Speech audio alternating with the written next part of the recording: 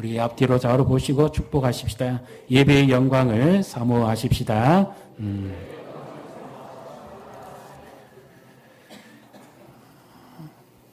성경의 인물들 가운데 유독 예배를 잘 드림으로 예배하는 자의 삶을 살아서 하나님께 기쁨이 되고 복을 받은 사람들이 있습니다. 가장 대표적으로 예를 들려 그러면 아벨이죠. 그리고 아브라함입니다. 가는 곳마다 하나님께 먼저 장막을 세우기 전에 제단을 먼저 쌓았죠. 그리고 다윗이라고 우리가 볼 수 있습니다. 언제든지 하나님 전에 나가는 것을 그렇게 기뻐했죠. 왕궁에 있는 것보다 주의 집에 하루라도 있는 것이 세상의 첫날보다 낫다. 그렇게 고백할 정도로 주님을 사모하고 가까이 했던 참된 예배자의 모범을 보여주고 있습니다. 그래서 이 예배, 우리가 여러분들은 예배 그러면 어떤 것이 떠오릅니까? 한 단어로 표현하자면 나의 예배는 이런 것입니다 하고 정의할 수 있겠습니까? 예배는 마치 우리의 신앙의 중심입니다. 그리고 가장 기본적인 자세라고 할 수 있습니다. 예를 들면 우리가 학교에서나 군대에서 가장 기본적인 이 제식훈련을 배울 때 가장 먼저 배우는 것이 뭡니까? 차렷 자세죠. 차렷. 그러면 자세를 반듯하게 하고 집중하는 겁니다. 남의 말에 경청할 자세를 가지고 있는 거죠. 그 다음에 어떤 명령이 내릴 것인지 방향에 대해서 준비하는 그런 도약이기도 합니다. 그래서 차렷 자세는 가장 기본적인 자세입니다. 그런데 오늘 우리로 치면 예배가 우리 신앙인의 가장 기본이요 중심입니다. 이 기본이 무너지고 중심이 무너져 버리면 그 신앙이 다 흔들려 버리는 겁니다. 믿음이 흔들릴 수밖에 없습니다. 그래서 예배 잘 드리는 사람의 특징은 늘 하나님 앞에 중심이 바로 서 있는 사람이죠. 하나님을 사모하고 만나기를 원하는 사람들의 특징의 중심에는 늘 예배가 있었다는 것입니다. 오늘 이 시편은 다윗의 시편이라고 하기도 합니다. 여러 학자들의 말에 의하면 다윗이 언약궤를 메고 다윗성에 입성할 때 그 영광스러운 하나님을 찬양하고 높이고 경배했다. 그렇게 하는 사람도 있고 또 어떤 한 부류의 학자들은 다윗이 인생의 가장 어렵고 힘든 상황에 있을 때 그가 예배함으로 하나님을 만남으로 그의 인생이 새롭게 변화되었다. 그래서 그 예배의 감격을 찬양하고 노래한다 하는 사람도 있습니다. 더 나아가서 이것은 구수학적으로 보면 예수 그리스도와 깊은 관련이 있습니다. 시편 22편은 고난받는 그리스도, 시편 23편은 목자 되신 그리스도, 시편 24편은 영원한 영광의 왕이 되신 그리스도, 이렇게 연결이 되어집니다. 그래서 이 모든 중심에 누가 무엇이 있느냐 하면 영광의 왕이 계신데 그 영광의 왕을 만날 수 있는 것이 무엇이냐? 바로 예배입니다. 예배는 가장 정확하게 말하면 우리의 중심이고 우선순위에 있습니다. 이 다윗의 인생을 보십시오. 그가 가장 하나님 앞에 늘 중심에 무엇을 그렇게 가지고 살았는지, 그는 늘 다른 사람들하고는 다른 시각과 눈을 가지고 살았습니다. 예배자의 시각은 다릅니다. 세상 사람들은 땅만 쳐다봅니다. 환경만 쳐다봅니다. 주변만 쳐다봅니다. 자기 자신만 쳐다봅니다. 그러나 예배자의 눈은 하늘을 향하는 줄로 믿습니다. 1절, 2절을 보십시오. 다윗이 하나님 앞에 예배하면서 찬양할 때 그 하나님을 어떤 분이라고 그가 높이 찬양하고 경배하고 외치고 있습니까? 자, 1절, 2절을 우리 3절까지 같이 읽습니다. 땅과 거기에 충만한 것과 세계와 그 가운데 사는 자들은 다 여호와의 것이로다. 여호와께서 그들을 바다 위에 세우심이여 강들 위에 건설하셨도다.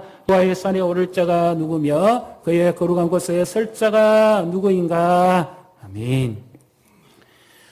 예배자의 눈은 늘 하늘을 향해 있습니다. 하나님이 어떤 분인가. 온 세상을 만드시고 땅과 바다 그 위에 하늘의 영광을 펴신 분입니다. 그리고 예배자의 영광은 늘 그 하나님을 향해 눈길을 주고 있지요. 여호와의 산에 오를 자가 누구냐? 여호와의 산, 시온산이라 하기도 하고 하나님이 임재하는 곳이라고 하기도 합니다. 어쨌든 여호와의 산, 주님이 계신 곳이죠. 그래서 늘 예배자는 주님이 계신 그곳을 늘 생각을 합니다. 한 주를 살아가면서도 늘 우리의 삶의 중심은 예배자의 중심이 되어야 됩니다. 늘 우리의 마음이 하나님께 가 있어야 됩니다. 그리고 우리가 주일을 예배하는 날로 드리고, 그리고 주의 첫날이지요. 로드데이지요. 그리고 주님을 만나는 감격과 기쁨으로 우리가 주님을 만나고, 그리고 월화수목금토 엿새 동안을 세상가에 나가서 주님과 동행하고, 그리고 일하는 날 다시 예배하러 주님 앞에 나오지요. 그래서 주님과 더불어 안식을 하고 주님을 만나게 되는 것입니다. 오늘 우리는 하나님에 대한 갈망이 있습니까? 예수님도 그의 인생의 중심에 늘 아버지의 집을 그리워했습니다. 심지어 예수님이 12살 되던 때에 6월절에 부모님과 함께 성전에 올라갔다가 많은 인파 속에서 이 요셉과 마리아는 예수님이 다른 친척들에 의해서 먼저 내려간 줄 알고 한참 내려갔다가 3일 길 뒤에야 찾아옵니다. 그때 예수님이 성전에서 무엇하고 계시는가 하면 그 당시 지도자들, 랍비들과 하나님의 말씀을 나눕니다. 그때 이 부모들이 와서 얘야 너가 왜 여기 있었느냐 이러면서 걱정을 하고 말을 할 때 예수님이 대답하시기를 내가 내 아버지 집에 있어야 되는 줄을 알지 못하셨습니까? 이 말씀의 영어식 표현을 직역하면 내가 내 아버지 집에 있는 것이 내 삶의 중심이고 나의 가장 최우선순위라는 것을 잊었습니까? 그런 말씀입니다. 여러분의 삶의 중심에는 무엇이 있습니까? 우리 신앙의 중심에는 예배가 있어야 되는 줄로 믿습니다. 그 예배 생각하면 어떻습니까? 우리의 가슴이 뜨거워져야 되죠. 예배하면 설레임이 있어야 됩니다. 예배하면 하나님을 만나고자 하는 이런 갈망이 우리에게 일어나는 줄로 믿습니다. 이 무더운 날씨에 부산에서, 서창에서, 양산에서 또 여러 지역에서 또 휴가를 맞아서 오셨는데 얼마나 하나님을 사모하고 하나님의 집을 그리워했으면 이 무더위에도 이 자리에 주님을 만나기를 사모해서 나오시는 성도들 복 있는 줄로 믿습니다.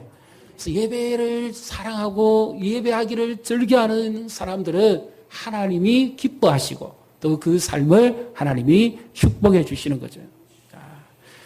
마치 그 로미오와 줄리엣 기억나시죠? 둘이 만나기 위해서 얼마나 부모의 반대 속에서도 만나기를 기대하고 기다리고 있습니까? 약속한 장소에 나가기 위해서 얼마나 준비합니까? 그리고 연인들을 사랑한 자를 만나기 위해서 얼마나 꾸미고 바르고 찢고 뽑고 눈 붙이고 화장하고 분장하고 그러지 않습니까? 왜 그렇습니까? 기다림 때문에 설레이거든요. 어제 만났지만 오늘 또 만나고 싶거든요. 그리고 만날 때마다 새로운 모습을 보여주고 싶거든요. 주님을 어제 만났습니다. 오늘은 안 만나도 됩니까? 만나면 만날수록 새롭고 주님 앞에 나가면 나갈수록 우리가 힘을 얻고 영육이 회복되어지고 주님의 은혜 안에 거하게 되는 줄로 믿습니다. 그래서 주님을 사모하는 자 주님도 가까이 하시.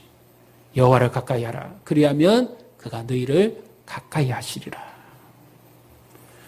이렇게 하나님을 사모하는 자는 한 주를 살아가면서 자기 자신을 돌아봅니다. 내가 하나님 앞에 나가는데 혹 누를 끼치는 건 없는지, 혹 하나님 앞에 잘못한 것은 없는지, 혹 하나님 앞에서 내가 멀어지고 있는 부분은 없는지 그것을 늘 점검하면 삶을 살아가게 되는 것이죠. 그래서 이런 사람들은 어떠한 삶을 살아갑니까? 하나님의 임재를 갈망하는 사람들의 특징은 바로 자기 자신을 돌아봅니다. 4절, 5절, 6절까지 우리 같이 읽도록 하겠습니다. 곧 손이 깨끗하며 마음이 청결하며 뜻을 허탄한 데 두지 아니하며 거짓 맹세하지 아니하는 자로다. 그는 여호와께 복을 받고 구원의 하나님께 을을 얻으리니 이는 여호와를 찾는 족속이요 야곱의 하나님의 얼굴을 구하는 자로다. 아멘. 그렇게 여호와의 산에 오를 자가 누구냐? 하나님을 만나기를 그렇게 갈망합니다. 그래서 우리도 예배를 준비하지요. 엿새를 살면서 예배를 준비합니다. 예배 준비는 교회에 와서 할 수는 없는 거고요. 엿새 동안 우리의 삶을 준비하는 겁니다. 우리가 그분 앞에 나가는데 내 마음을 준비하죠. 우리의 삶을 준비하죠. 그래서 소리 깨끗한 죄를 짓지 않는다는 거지. 마음이 청결하다는 것은 하나님께 대해서 일정한 마음으로 간다는 겁니다. 그리고 이웃에 대해서 거짓 맹세하지 않는다는 거. 이것은 철저하게 자기 자신의 관리를 통해서 하나님 앞에 나가는데 하나님이 기뻐 받으시는 그런 예배자의 삶을 갖추겠다는 것입니다. 이것은 신학적으로 말하면 믿음으로 말미암아 우리 모든 죄가 다 용서함을 받고 믿음으로 하나님 앞에 나아가는 의로움을 입는 줄로 믿습니다. 그리고 우리가 우리 자신을 예배의 삶에서 한번 돌아봐야 됩니다. 내가 정말 하나님 앞에 나가기 위해서 나는 한 주를 어떻게 사모하고 준비하면서 살아가고 있는지, 내가 좀 더 내 예배에 있어서 내 삶을 다듬고 바꿔야 될 부분은 없는지, 하나님의 은혜를 경험하기 위해서 하나님 앞에 나가는데 내 마음의 태도가 하나님 앞에 청결한지, 마음이 청결한 자는 복이 있나니 그가 하나님을 볼 것이며 그렇게 말씀하셨지 않습니까? 그래서 예배는 우리의 삶과 중심과 내면과 우리의 모든 행위를 다 하나님 앞에 드러냅니다. 그래서 그분 앞에 나가는데 그 하나님을 경외하는데 혹여 조금이라도 누가 되는 부분이 있다면 내가 고치고 가야죠. 회개하고 돌이키고 그래 가야죠. 요즘 애들 예배하러 가려면 어떻게 합니까? 성경 읽으러 가면 어떻게 합니까? 성경을 한 두세 장 읽으면 게임은 1시간 합니다. 예배하러 가야지 그러면 일어나서 가긴 갑니다. 예배하러 갔다 오고 나면 뭐 합니까? 자기 일을 훨씬 더 많이 합니다. 삶의 중심이 예배가 아니죠. 예배는 앉아 있다고 가는 것으로 끝나는 것이 아니라 실제로 주님을 만나야 되는 것이죠. 그렇게 주님을 사모하고 기다리고 주 앞에 나왔을 때 비로소 주님께서 우리를 만나주시고 우리의 마음을 두드리시고 우리에게 심과 안식을 주시는 줄로 믿습니다. 그래서 윌리엄 템플이라는 분은 이렇게 예배에 대해서, 예배자에 대해서 말을 했습니다. 예배는 하나님의 거룩하심으로 양심을 일깨우고 하나님의 진리로 마음의 양식을 공급하며 하나님의 아름다움으로 상상력을 정화하고 하나님의 사랑으로 마음을 열고 하나님의 목적을 이루기 위해 의지를 바치는 것이다. 하나님의 사랑, 하나님의 목적, 하나님의 그 뜻을 이루기 위해서 우리 자신을 돌아보고 그 앞에 나가는 데 있어서 이 모든 내면적인 삶의 모든 부분을 하나님 앞에 새롭게 하는 것입니다. 그래서 하나님께 어렵다함을 얻은 자는 참된 예배를 드릴 수가 있는 것이죠. 여기 이 오늘 다윗이 하나님 앞에 그렇게 나아가기를 원하는, 그래서 그 하나님을 만나기를 그렇게 사모하는 중심에는 과연 무엇이 있을까요? 우리도 예배를 예를 들어서 우리가 주일 순서를 맡았다든지 헌신 예배의 순서를 맡았다든지 하면 우리의 마음가짐이 달라질 겁니다. 한 주간을 기도하고 준비하고 사회를 보시거나 기도하는 사람은 그 예배자의 그 자세가 달라질 겁니다. 우리가 그렇게 매주일 예배를 드릴 수만 있다면 늘 예배의 감격에 우리가 충만함을 느끼겠죠. 예배의 순서에 맞춰서 우리가 그렇게 기도하고 그 주님 앞에 나아간다면 우리가 얼마나 충만하겠습니까? 그래서 우리 예배 순서도 많습니다. 그러다 보니까 예배가 정말 내가 주님을 만나는 것보다는 내가 맡은 순서를 담당하는 그런 식으로 전략되어 버릴 때가 많습니다. 예배는 일이나 봉사나 행위나 그 어떤 것으로도 바꿀 수가 없어요. 가장 먼저 예배가 중심에 있어야 되고 가장 먼저 예배가 우선순위가 되어야 됩니다. 그 어떤 행사보다도 앞서서 예배가 먼저 되어야 됩니다. 우리가 어떤 행사를 시작할 때 그 예배를 드리는 이유가 뭡니까? 행사를 시작한다고 하는 신호를 알리기 위해서 개회 예배를 합니까? 아닙니다. 하나님께서 이 모임 가운데 함께 해주시고 은혜를 베풀어 주시고 이 모든 일들이 은혜 가운데 잘 진행되어 주시기를, 그리고 하나님의 인도 속에서 우리가 함께 은혜를 나누고 경험하기 위해서 개회 예배를 드리는 거죠. 공동체적인 예배입니다. 그 하나님을 만나기를 얼마나 기대합니까? 이 순례자들 같은 경우는 1년에 남자 같은 경우에 아니면 이스라엘 백성들 3번 정도는 하나님 앞에 나와서 절기를 지켜야 됩니다. 그들이 이 예루살렘 성전에 오기까지 그 광야를 지나와야 되고 엄청난 시간을 투자해야 됩니다. 그 하나의 이유는 뭐예요? 오직 하나님을 만난다는 하나의 기대감밖에 없습니다. 나 같은 죄인이 그 주님을 만난다고 하는 그 기대감에 벅차올라서 그렇게 수많은 길을 힘들게 어렵게 걸어오는 겁니다. 그리고 마침내 여호와의 산에 올랐을 때 임재하시는 그 하나님의 영광 앞에서 완전히 죽은 자와 같이 엎드려 버립니다. 하나님이여, 나는 죄인입니다. 하나님, 나는 의로운 것이 없습니다. 나는 드러낼 것이 하나도 없습니다. 그 영광스러운 주님 앞에 내가 나타낼 것이 하나도 없다고 그렇게 고백하지요. 왜 그렇습니까? 하나님의 영광에 비해서 우리는 너무 보잘것없기 때문에. 그런데 이런 예배자의 자리에 주님이 우리를 부르시고 초청하지요. 요한계시록 4장 1절 2절에 보면 복음을 전하다가 로마 당국에 잡혀서 유배에 간 사도 요한이 유배지 밤무섬에서 주일날 날에 하나님 앞에 예배를 드립니다. 그때 하늘이 열리고 성령이 감동하면서 큰 우레와 같은 소리가 들립니다. 그가 완전히 죽은 자가 되어서 엎드려서 보니까 하늘이 열려서 그 보좌 위에 계신 예수님을 봅니다. 그리고 천사들이 그 주님을 향해서 찬양하는 소리를 듣습니다. 거룩하다, 거룩하다, 만군의 여호와. 예배는 주님이 우리를 만나 주시는데 그 주님이 만나 주실 것이라고 하시지 않고 지금 이 자리에 임재하신다고 현재형으로 말씀하고 계십니다. 그래서 우리 가운데 지금 주님이 하늘의 보좌를 여시고 우리와 함께 하시고 우리를 만나 주시는 줄 믿으시기를 바랍니다. 그 주님을 만남으로 우리는 새롭게 되어질 수가 있습니다. 두세 사람이 내 힘으로 모인 것에 내가 그들 가운데 함께 있겠다고 마태복음 18장 20절에 주님이 약속하셨습니다.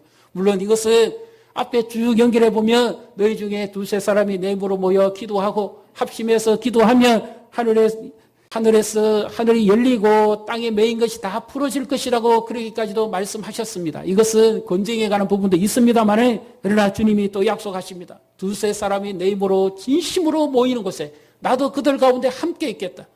이 말씀을 오늘 예배와 연결시켜보면 진심으로 주님을 찾는 자, 예배하는 공동체 위에 주께서 이 자리에 함께 계시다는 거 믿으시기를 바랍니다. 예배할 때 주님이 임재하십니다. 예배할 때 주께서 우리를 찾아오십니다. 예배할 때 주님이 우리를 만나주십니다. 그분의 영광의 왕이십니다. 진정한 통치자입니다. 로마의 황제가 통치자가 아니고 진정한 세상 모든 것을 다스리시는 진정한 왕, 만왕의 왕 예수 그리스도가 참된 통치자임을 믿으시기를 바랍니다. 이 예배에서 그 주님을 만날 이 다윗이 어떻게 높이고 찬양합니까? 이제 7절부터 10절까지의 말씀입니다만 여기는 반복돼서 나오는 이런 단어들이 많이 나옵니다. 왜 그런가 하면 강조법이기 때문이죠. 우리 한 번만 우리 같이 몇 번 읽어보시는데 7절 8절을 우리 같이 읽습니다. 문들아 너희 머리를 들지어다. 영원한 문들아 들릴지어다. 영광의 왕이 들어가시리로다. 영광의 왕이 누구시냐? 강하고 능한 여호와시요 전쟁에 능한 여호와시로다. 아멘. 문들아 너희 머리를 들어라. 이 말은 세 번역으로 보면 문들아 너희 머리를 열을지어다 이렇게 표현되어 있습니다. 왕이 입성할 때 문이 열리잖아요. 이처럼 영광스러운 왕이 들어오시면 모든 문이 다 열리게 되어 있습니다. 그런데 지금 이 다윗의 고백은 하늘의 문이 열립니다. 땅의 문이 열립니다. 왜 그렇습니까? 이 주님은 우리를 대신해서 싸우시는 분이기 때문이죠. 그가 전쟁에 강한 여호와시다. 이 말은 주님은 누구를 위해서 싸우시는가 하면 믿는 자를 위해서 싸우십니다. 이 영광스러운 주님이 우리의 싸움을 대신 싸워주시는 거죠.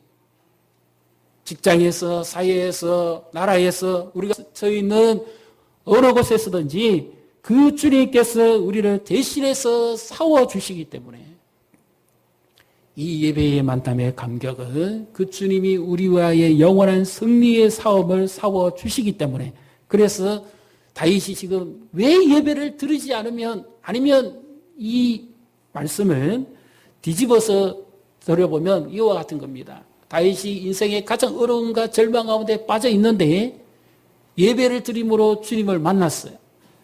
그래서 그의 인생이 완전히 회복이 된 겁니다. 그러므로 말미암아 그가 벅찬 가슴으로 하나님을 찬양하지 않을 수가 없는 거예요. 땅에 있는 그의 문제가 다 풀렸습니다. 그러니까 소리 높여서 그 하나님을 마음껏 찬양하는 거죠. 영광의 왕이 누구시냐? 그가 바로 만군의 여호와다. 영광의 왕이 누구시냐? 그가 바로 만왕의 왕이시다. 점점 벅차오르는 가슴을 외치면서 송영을 합니다.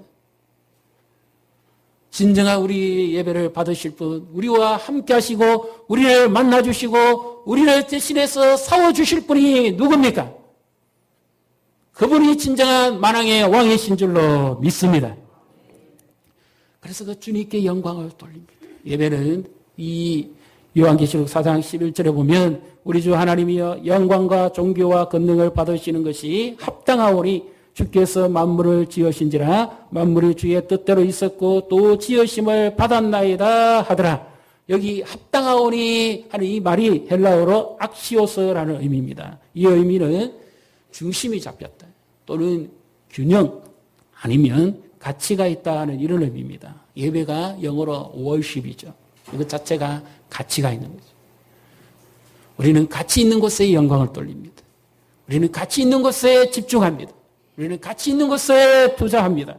바로 진정한 예배 드리는 자는 가장 영광스러운 그 가치를 주님께 드리는 거죠. 지금 다시 영광의 문이 열려라 최고의 영광을 주님께 돌려드리는 겁니다.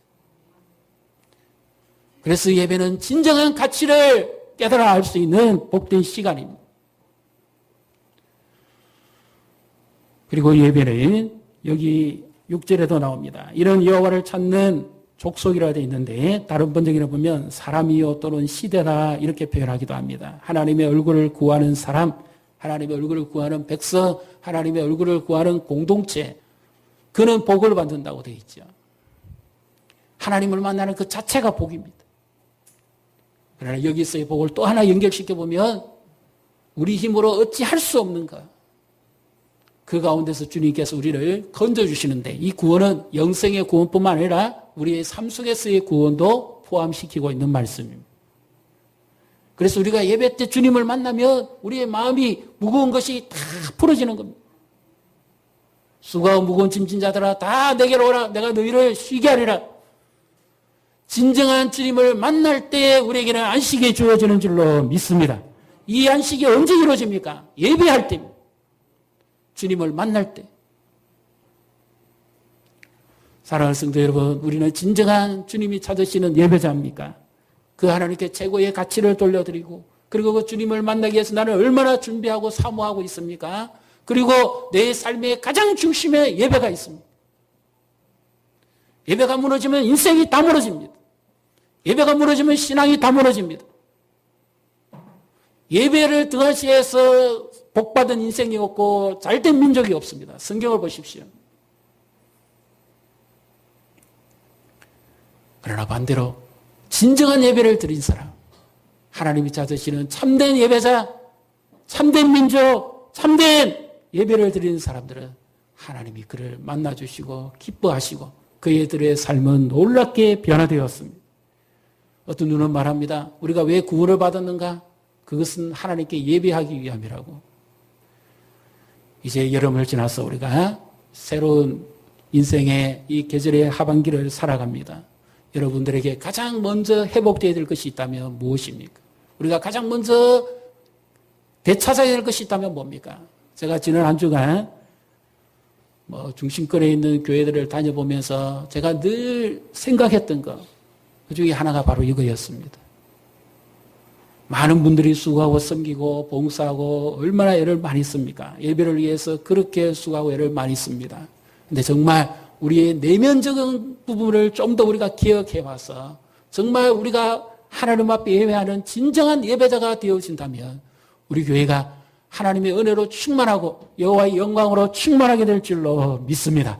그래서 예배 때마다 하나님이 임재하는 것을 경험하고 그 예배 때마다 하나님이 내게 말씀하시는 것을 듣고 예배 때마다 하나님 나를 붙드시는 것을 경험하는 이런 예배가 되기를 주님의 이름으로 축복합니다. 가장 먼저 회복돼야 될 것. 예배의 감격을 회복합시다. 옆에 분 모시고 축복하십시다. 예배의 감격을 회복하십시다. 예배의 영광을 회복하십시다. 그래서 하나님이 찾으시는 그 예배자, 참된 예배자, 그 하나님의 영광을 경험함으로 말미암아 성령의 감동이 우리 가운데 충만한 이런 예배자, 이런 교회 공동체가 되시기를 주님의 이름으로 축복합니다.